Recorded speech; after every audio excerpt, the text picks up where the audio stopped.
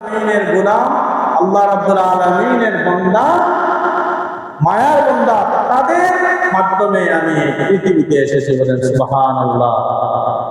আনা আশরাফুকুম নাসাবান ওয়া হাসাবান ওয়া সিহরা।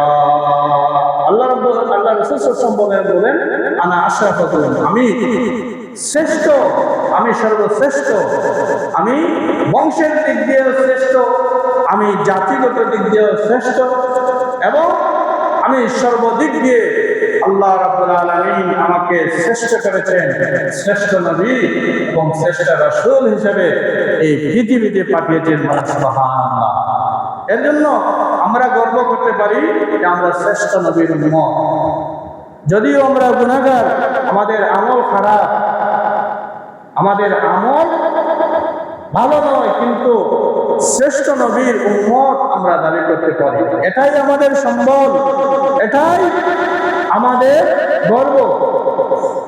তাই আল্লাহ রাব্বুল আলামিন সমস্ত রবিউল আউয়াল মাস নবী মুহাম্মদুর রাসূলুল্লাহ সাল্লাল্লাহু আলাইহি ওয়াসাল্লামের জন্ম বৃত্তান্ত আমরা সুস্পষ্টভাবে এবং ভালোভাবে যেন জানতে পারি, বুঝতে পারি। আল্লাহ রাব্বুল আলামিন আমাদের তৌফিক দান করুন। আমরা সবাই বলি আমিন। সাল্লাল্লাহু